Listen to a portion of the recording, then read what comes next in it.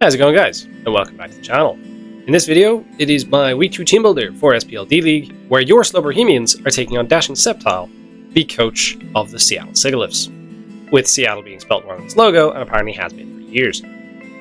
Dashing is a coach that has a very scary team, and I definitely have my work cut out for me this week, as I look to build on my momentum from last week's win against Dapper.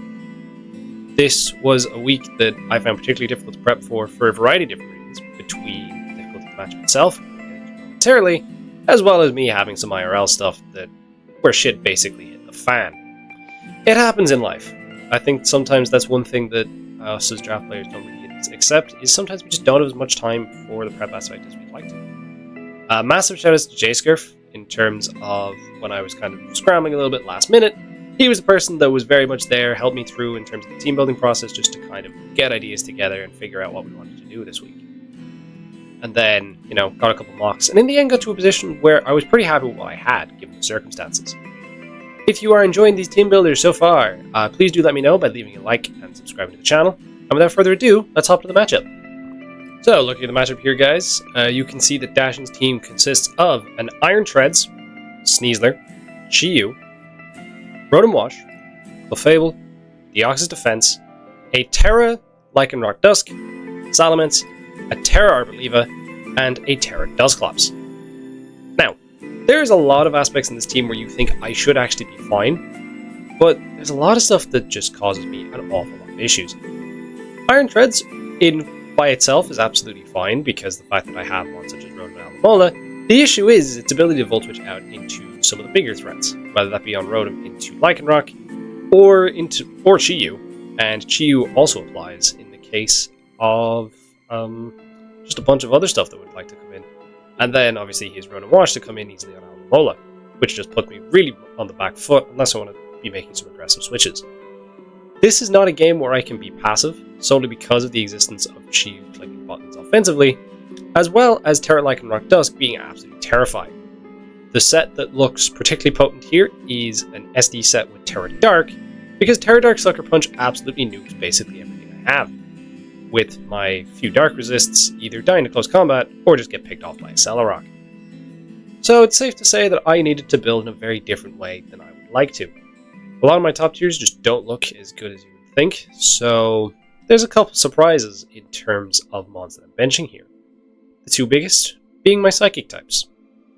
Jirachi, I had a couple sets that were of interest that I'll keep in the back for now, just in case the matchup comes up again, but I felt with the cohesion of the team that I was putting together that it was best to leave on the bench this week.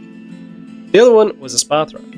Espathra, I had a few different sets in mind, but with the potency of Lycanroc, as well as the likelihood of a Trick Lagging Tail being somewhere, whether that be on the Clef or on the Deoxys, it just made it really, really difficult for it to either get going with either the Lumina Crash sets or the Combine Store Power sets, which is what I was looking at initially. Yes, I could have brought it as like a U-turn bot, but I wasn't really getting a huge amount of it this week. So, let's stop talking about what I benched. Let's start talking about what I actually got.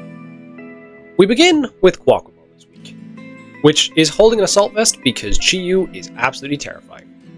With this investment, I do live 2 Psychics from a non-boosting item Chiyu, so that puts me in a position where I'm able to live a bunch of hits. This isn't really here for massive damage output. As you can kind of see, the speed tier just means at +1 speed I'm able to outspeed Sneasler.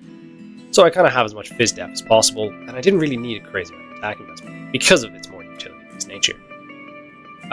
So what we have here is we have a set of Flip Turn to just kind of get on out of there in the Chiyu situations where, say, it's locked into Scar Flamethrower. Knockoff to be able to get rid of items, the main one being Rotom Wash's either Rocky Helmet or Choice Scarf, depending on if he wants to go the fast route or the slow route. We have a Rapid Spin to be able to get rid of the hazards, because spikes on the Deoxys defense looks kind of annoying this week, especially because it's kind of likely for them to get them up. And then my last move is Endeavor. The idea of this is being able to chip anything in that middle row, the Rotom Wash, the Deoxys defense, and the Clefable. 3 things that are fairly likely to want to come in on this thing. The other options like a bulky Mence, which we'll get into later, why that would also be kind of nice, But I think having the option of Endeavor to chip stuff down, especially because of how well I can take on, say, uninvested Clefable Blasts or bulky Rotom Volt Switches, I think I only take like 35% from that with this spread. So I think Endeavor was just a really nice tool to be able to whittle stuff down because this isn't really majorly focused on the damage output. It's definitely strange to be looking at Rockball Step without Aqua Step, but at the same time, Rapid Spin did the same job in terms of speed boost, and Moxie's only there in case very situationally where I actually get a kill, which the only move I'd really get a kill with is Knockoff, so highly unlikely, but better to have than not. Our second mon this week, we are bringing the Alomola once again. This time, a little bit more normal compared to last week's Insanity. We're just rocking a heavy-duty boots set here, with max HP and max Phys-Def, because this is my check to his physical threats, being Sneasler, Salamence, and the Lycanroc Dusk. I still get 2-shot by Lycanroc Dusk if he decides to go the Choice Band route, or the Life Orb route actually, depending on his Terra type, the main one being Terra Fighting Close Combat. Terra Dark Crunches I do need, which is good. So we have a set this week of Flip Turn, Healing Wish, Rain Dance, and Icy Wind. Flip Turn self-explanatory, helps me get on out of there versus all of the annoying stuff.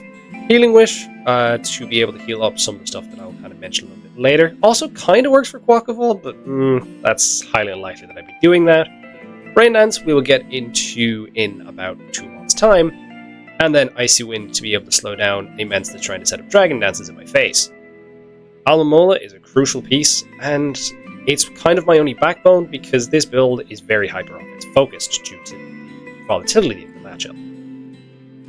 Next up, we have a Life Orb Landorus, getting off the bench for the first time this season. This is my rocker for the week, and it's also rocking Earth Power, Sludge Wave, and Taunt, holding the Life Orb for the maximum damage output.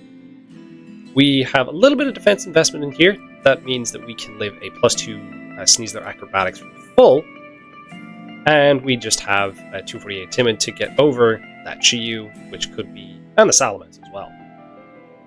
Like I said, this is my rocker for the week because I'm not bringing Jirachi. Being able to taunt Deoxys, which is his most likely switch-in to prevent it either teleporting, clicking spikes, or clicking cover, seems really, really nice.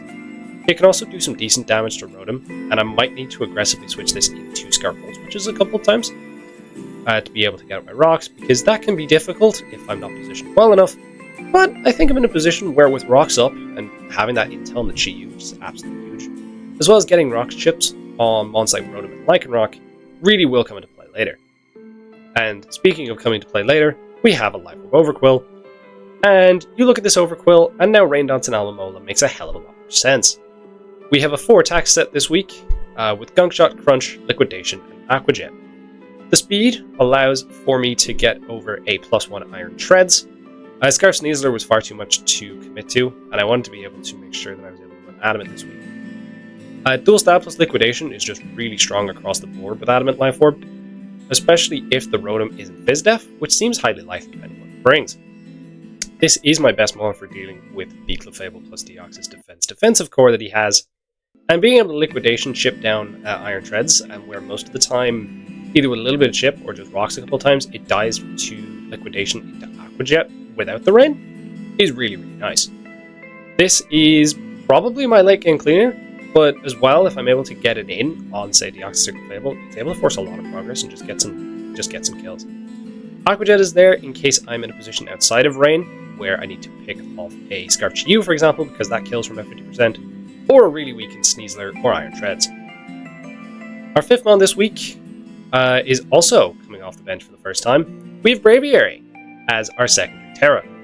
We have gone with a Terra Fighting set this week, but we're also quite SPDF. This eats uninvested Rotom Volt Switches for breakfast. This is actually my Clef switch in prior to Terra. It lives a Chi-Yu Overheat from full, so that's fun, as long as it's not Specs, which I would be kind of surprised if it does rock Specs this week. So the set this week, we have a Bulk Up Facade, which is there because I think status is incredibly likely on Dashing Zen, whether that be Will-O-Wisp from the Rotom, or something like T-Wave from the Deoxys, or Clefable. So Facade there, just to kind of get that boost of damage is really nice. We have Terra Blast Fighting. This allows us to get through Treads and unterrad Lycanroc Dusk, or Terra it into Terra Dark if that's what I'm expecting, as well as that little bit extra damage on Chi-Yu. We've Defiant this week to cover Intimidate Mence, as well as, since this is my Clef switch in, for Moonblast Special Attack drops, because that really punishes that and puts him on the back foot. This set, we're also rocking the heavy-duty boots because I don't want to deal with rocks either pre-Terra or with the spikes from Deoxys if they do manage to get up post-Terra.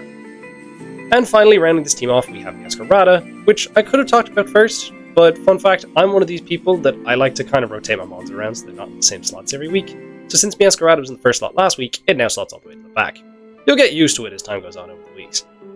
But we are rocking a Choice Bandit set this week, with Flower Trick, Knockoff, Sucker Punch, and lastly Play Rough. Bandit Flower Trick is incredibly free to my opponent, especially if I don't see the Salamence. This is my way of two-shotting Clefable, as well because of the fact that I can get into positions where I can get this thing in for free on Rotom due to my flip term from both my water types. So Bandit Flower Trick is incredibly free across the board, especially if his only resistant brings Chiyu. Knockoff's also just really nice to get rid of items, obviously, and it's also a good click if the Mence shows up. Sucker Punch is there to be able to deal with stuff such as the Scarf Chiyu or a weakened Lycanroc Dusk without needing to take an Cell Rock because I'm not rocking heavy duty boots, so that can just outright kill me with a bit of chip. And then lastly, Play Rough because it's a good neutral click across this team. If the Treads is dead, which I think is relatively likely, we'll have to sack it off kind of early. We went pretty safe with the speed creep this week. We're just creeping a Jolly Sneasler, even though I think if it does show up, it's most likely Scarfed to be able to deal with just stuff like Lando or a boosted Spathra. So that is the team that I've put together for this game against Dashing. This is certainly a build that is a bit different from what I would typically do, but I felt with the matchup that a HO approach was very much needed. It does mean I'm going to have to make some very ballsy switch-ins in the actual game, whether that means going hard Alomola on a Rotom, or being able to catch Volt Switches if I think the Rotom is going to be Choice Scarf. In terms of what I'm expecting to bring this game, I fully think the Treads is coming, and it's going to attempt to be Rapid Spin. But realistically, it'll just be like an AV set with like EQ knockoff Volt Switch Rapid Spin. That's kind of what I'm expecting. The Chiyu will come, 100% in my opinion. Realistically, I think it's going to be Boots with like Ruination. I think Ruination's going to be his way of kind of chipping down a hypothetical AV Alomola. And then all he needs then is the 3 attacks of Flamethrower / Fire Blast, Dark Pulse, and Psychic to be able to deal with the rest of the team. The Rotom Wash I do think is coming in one of two ways. Either a fully Fizz-Def Rocky Helmet Mon to be able to punish Flip Turning Alomola, or just deal with Quaquaval in general, or it's going to rock Choice Scarf this week to be able to get that extra speed creep so it's not losing to Gravity Landorus, or that it's kind of able to get that fast momentum on Meow. I do think the 2 more mons that are going to come here is that aforementioned Deoxys Defense and Clefable Bolt Core. The reason for this is relatively simple. I think Deoxys Defense is his best bet of dealing with the Landorus, especially if he thinks that Gravity is coming, which is highly likely. Especially if I'm running, say, like a subset, which would just kind of dent through everything if Deoxys does rock up. I also think Spikes are very potent versus my team this week because of the fact that clicking Spin is kind of difficult. And because clicking Spin is difficult on his end as well, because he likely thinks that my Rotom is going to show up this week, it does mean that he probably wants some sort of neutrality in the hazards, which he kind of actually has an up in because of Clef, which I do think is going to be max Fizz-Def here, and realistically his check to Masquerada. I'm not sure is he going to go Boots Unaware, or if he is just going to go the Magic Guard route. Either or is completely fine, but I think realistically you're just going to see like Moonblast, move to punish Clef, whether that be Knock, Flamethrower, or T-Wave. Could see 2 of them actually. It depends on what his Stealth Rocker is. Clef could very well be the Rocker, because the fact that Deoxys is the Spiker and also wants access to Teleport. And finally, like I said, the Lycanroc Dusk is 100% showing up. This thing is a giant threat versus my team because of the speed tier it's in and a really nice priority. And I do think Terra Dark is what I'm thinking. Terra Fighting could well show up, but I think I'm well equipped with my offensive capabilities to deal with it. Could well get some kills against me, but that's the nature of the build sometimes. And that is the team that I am bringing for week 2. I will be battling Dashing in a couple hours here. So I hope that you've enjoyed this mini team breakdown, and I shall see you tomorrow for the battle itself. Take care, guys. Peace.